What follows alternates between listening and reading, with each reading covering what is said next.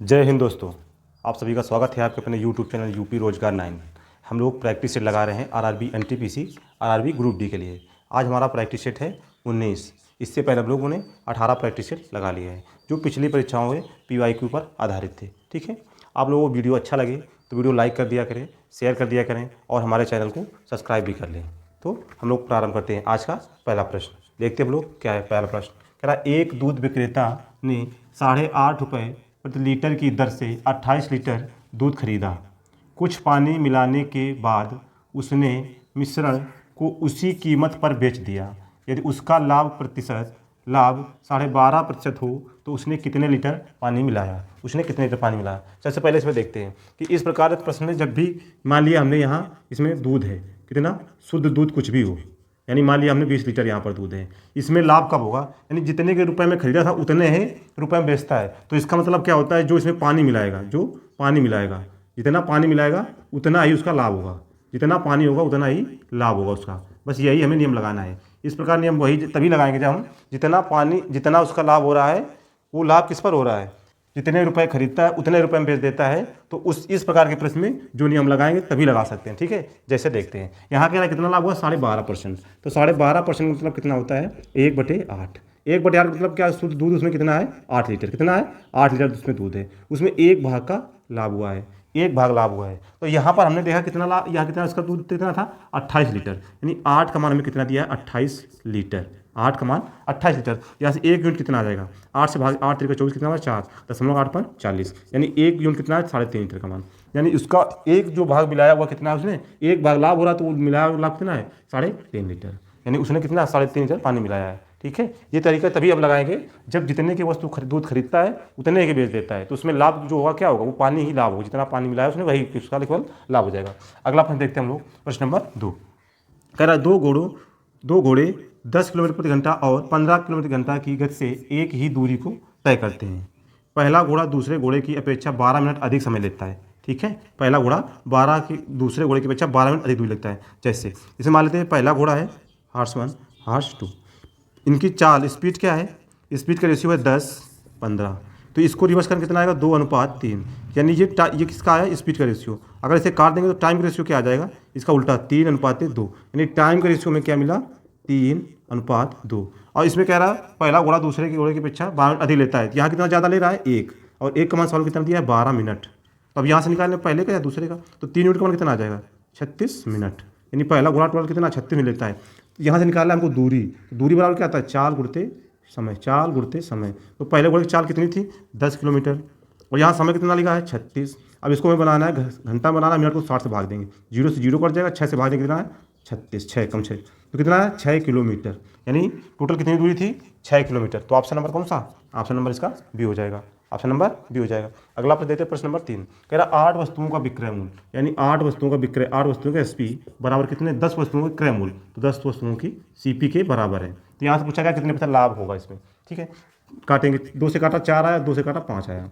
यहाँ से निकालते हैं एसपी और ये सीपी इसके नीचे ले आते हैं बराबर। यहाँ जब एसपी आएगा इधर कितना बचेगा 5, इधर कितना आएगा नीचे 4, यानी 4 रुपये की वस्तु खरीदी गई थी और 5 रुपये में बेचा गया, कितना लाभ हुआ 1 का लाभ हुआ। और लाभ और हानि गणना किस पर की जाती है क्रय मूल्य पर, तो नीचे कितना लिखेंगे क्रय मूल्य कितना 4 × 100, काट दिया कितना आएगा 25%, 25% इसको प्रॉफिट हो जाएगी। तो ऑप्शन नंबर इसका सी आ जाएगा, ऑप्शन नंबर इसका सी आ जाएगा। अगला प्रश्न देखते हैं, इसमें हमें क्या करना है इकाई का अंक, इकाई का देखते हैं।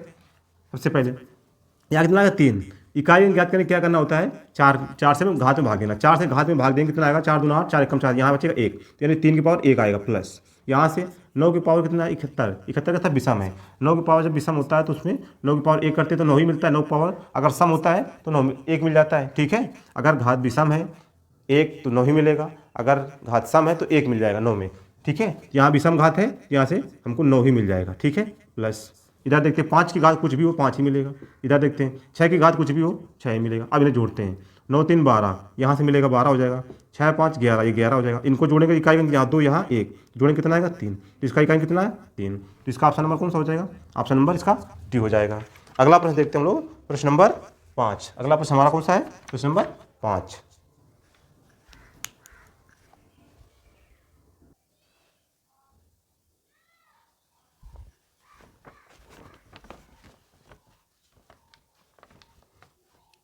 अगला प्रश्न नंबर हमारा है प्रश्न नंबर 5। अगला प्रश्न नंबर है 5, देखते हैं। 4 की पावर 1 प्लस 4 की पावर 2 प्लस 4 की पावर 3 डॉट डॉट 4 की घात 100। इससे भाग देना 7 से। 7 से भाग देंगे तो इसमें शेषफल क्या बचेगा, हमें निकालना है इसमें शेषफल। देखते हैं, सबसे पहले देखते हैं इसका 4 की पावर 1 कितना होगा, 4 मान। 4 की पावर 2 कितना होगा, 16। 4 की पावर 3 कितना हो जाएगा, 64। फिर 4 की पावर 4 कितना हो जाएगा, 256। यहीं तक हम कर लेते हैं, ठीक है। 4 की पावर 100 लिखते हैं हम। इसमें 7 से भाग देंगे पहले। जब इसमें 7 से भाग देंगे तो यहाँ 4 बचेगा। 7 से इसमें भाग 7 में चल जाएगा, कितना 2 बचेगा। प्लस 7 से भाग 64 में कितनी बार जाएगा, 7 में 3 बचा 1। यहाँ से कितना आ गया, 7। इधर देखते हैं, 7 से भाग देंगे, 7 7 3 का 21 बचा 4, कितना हो जाएगा 42 46। तो 7 6 42, फिर से 4 मिल जाएगा, ठीक है। डॉट डॉट आगे। तो यहाँ से मैं देखा 3 पदों से ये कितना है 7, और 7 में 7 से भाग दें कितना आएगा 0। यानी हर 3 पद मिलकर 7 7, यहाँ फिर से 2 आएगा प्लस 1 आएगा। 3 पद मिलकर कितना देंगे 0 शेष। यहाँ से 0 0 आ जाएगा शेष, यहाँ भी 0, यानी 3 3। यानी हर 3 अंक संख्याओं के बाद उसका शेषफल 0 हो जाता है। तो हमें ये निकालना है पद कितने हैं, टोटल पद कितने हैं 100। भाग देना किससे, 3 से। 3 से भाग देना कितना है, 33 3 का 99। यानी 99 संख्या जोड़ हम बचेंगे, केवल एक संख्या हमारी बचेगी, एक संख्या हमारी बचेगी। और बाकी जो 99 संख्या है उसके कितने 33 जोड़े बनेंगे। कितने 3 3 का कितने 33 जोड़े बनेंगे, और वहाँ से 33 जोड़े बनेंगे और वहाँ से शेषफल कितना मिलेगा, रिमाइंडर 0 मिलेगा। शेषफल हमको मिलेगा कहाँ से, आखिरी घात से, 4 की पावर 100 से, ठीक है। 4 की पावर 4 की घात, यानी हमको 100 से यहाँ से रिमाइंडर हमको, यानी एक पद बचेगा हमारे पास, ठीक है।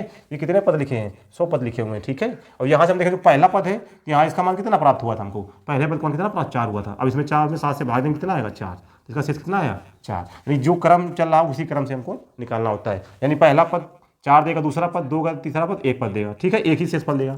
अब इसलिए 3 पद थे तो कट गए, अब यहाँ 3 पद फिर कटेगा, 3 पद फिर कटेंगे, तो बचे कितना, लास्ट में 1 पद बचेगा। तो पहला पद जो बचेगा कौन सा देगा शेष, 4 देगा। अगर 2 पद बच जाते तो 4 + 2 कितना हो जाता है, इसका 6 आ जाता आंसर, ठीक है। यहाँ हमसे एक ही पद बचा तो उत्तर कितना है 4, शेषफल इसका 4 आएगा। ऑप्शन नंबर ए आ जाएगा। अगला प्रश्न देखते हैं हम लोग, प्रश्न नंबर 6। प्रश्न नंबर 6 क्या है, देखते हैं क्या लिखा, sin a × cos b + cos a × sin b। तो ये लिखा हुआ है sin a + b, sin a + b यानी sin 20 + sin 20 + 70, तो कितना हो जाएगा sin 90।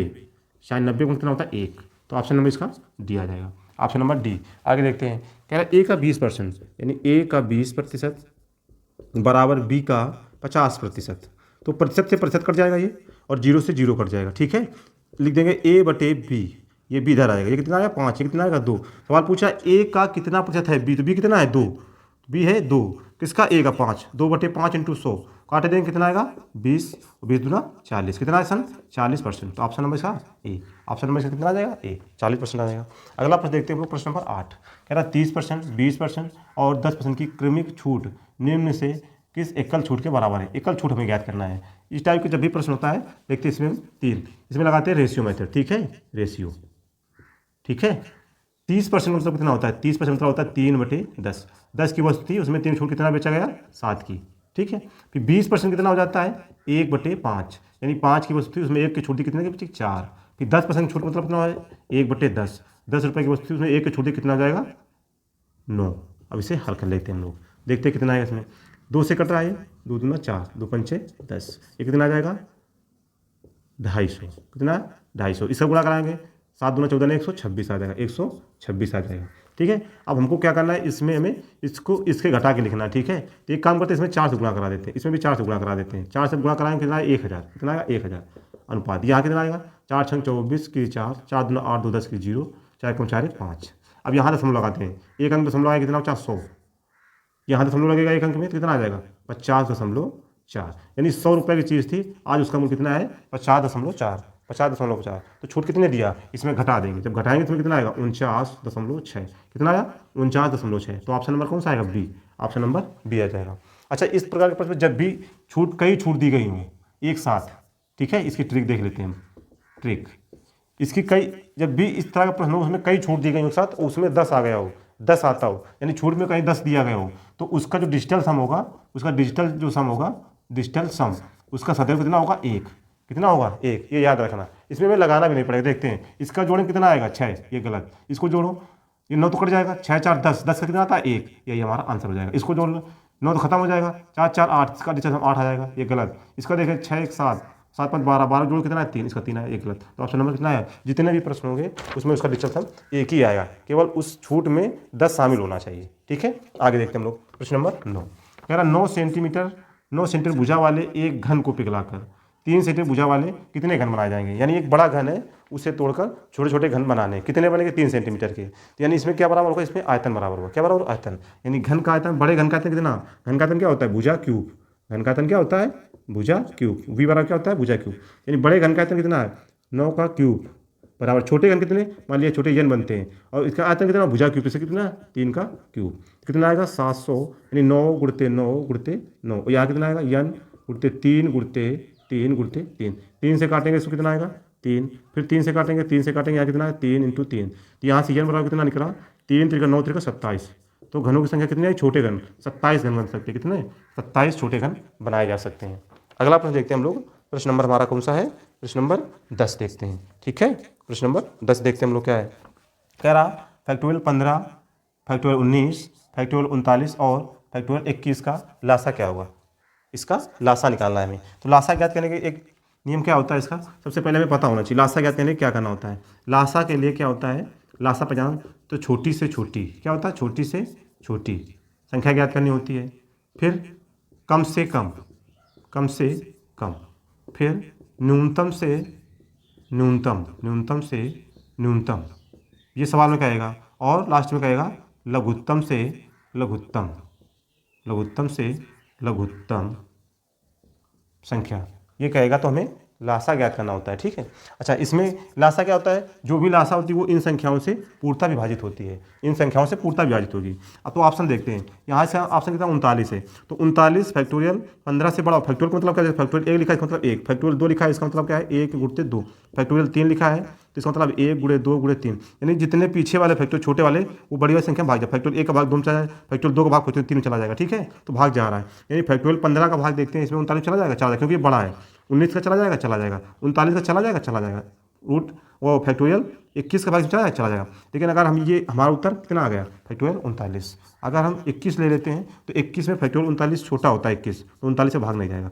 19 ले लेंगे तो 19 में 21 का भाग नहीं जाएगा ना 39 जाएगा, तो ये भी गलत हो जाएगा। अगर फैक्टोरियल 15 लेते हैं तो इसमें भी 19 का भाग नहीं जाएगा 39 में, तो ये भी गलत हो जाएगा। कितना आएगा, फैक्टोरियल 39 इसका आंसर आ जाएगा, फैक्टोरियल 39 का आंसर आ जाएगा। ठीक है, अगला प्रश्न देखते हैं हम लोग, प्रश्न नंबर 11।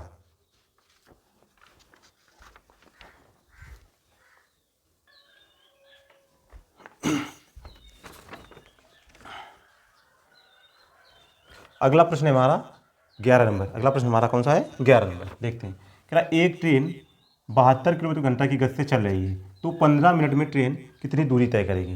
15 मिनट में कितनी दूरी तय करेगी। दूरी बराबर क्या होता है, 4 गुणते समय, 4 गुणते समय। 4 कितनी है, 72 किलोमीटर प्रति घंटा। समय कितना है, 15 मिनट। ये किलोमीटर प्रति घंटा है, तो यहाँ मिनट घंटा बनाएंगे 60 से भाग देंगे, 15 चौको 60, 4 से भाग देंगे कितना, 72। कितना है, 72 किलोमीटर प्रति घंटा। तो ऑप्शन नंबर इसका सी आ जाएगा, ऑप्शन नंबर इसका सी आ जाएगा। अगला देखते हैं, इस प्रश्न में हमको ये मान दिया गया है। ठीक है, इसका मान दे के हमसे ये वाला पूछा गया है, तो ध्यान से देखना, ये 0.2 अंक में यहाँ भी लिखा है, 0.2 अंक यहाँ भी लिखा है, तो इसका मतलब हमसे कुछ नहीं है, 0.2 खत्म हो जाएगा। कितना मान पूछा जा रहा है, 23/331 का मान से ये पूछा जा रहा है। ठीक है, ये दशमलव से कोई मतलब 2 दशमलव से बराबर अंक में लगे ऊपर नीचे तो कर जाएंगे। ठीक है, तो हमें यहाँ देखना है, यहाँ इसमें कैसे लगे, तो ऊपर वाला तो ठीक है, नीचे वाला ये बचा हुआ है। ठीक है, तो इसको देखने के लिए हम ध्यान से देखेंगे, यहाँ दशमलव लगाए, जब दशमलव नीचे लगा तो 0 ऊपर बढ़ जाता है, तो 23, 34, 1 0 ऊपर बढ़ जाएगा, ये आ जाएगा 331 बराबर 261।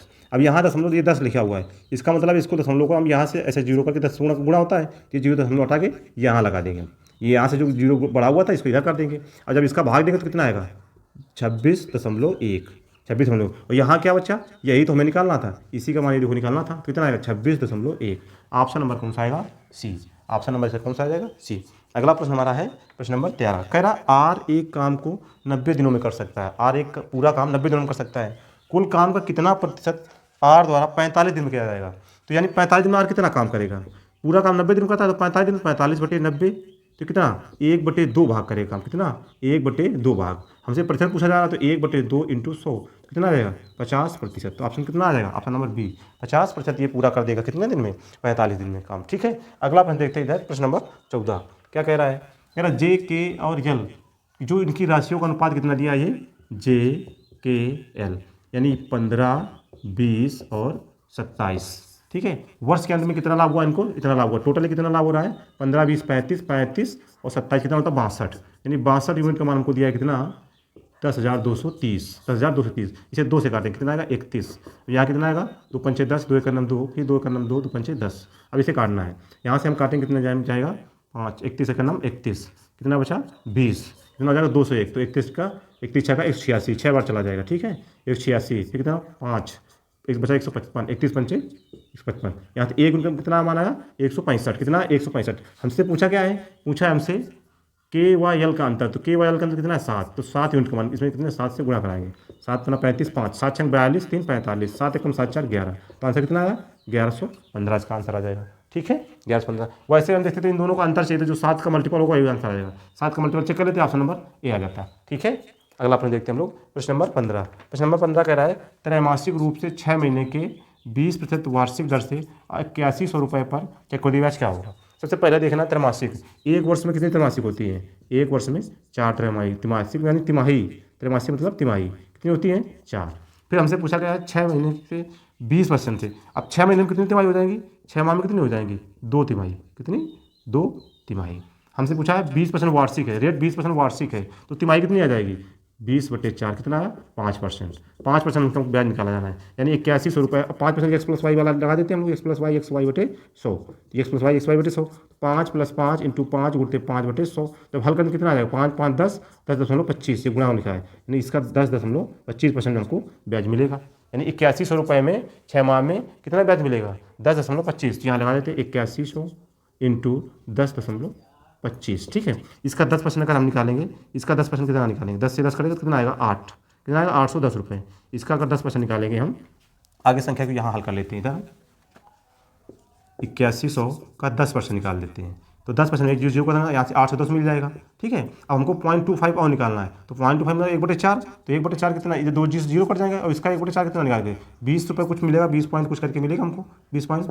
अब इसको जोड़ देना है, कितना आएगा 810 प्लस वो 20, तो 830 और 0.50, 830 के पास में आंसर आएगा जो भी आएगा। तो 830 के पास में कोई आंसर है, केवल एक ही ऑप्शन है, ऑप्शन नंबर सी। जब इसको हल करेंगे तो 810 प्लस 20.50 यहाँ से मिल जाएगा, तो 830.50 रुपये यहाँ से ब्याज मिल जाएगा, ठीक है। आज क्लास हम लोग 15 प्रश्न के लिए, ठीक है। वीडियो अच्छा लगे तो लाइक करें, चैनल को हमारे सब्सक्राइब करें। धन्यवाद दोस्तों।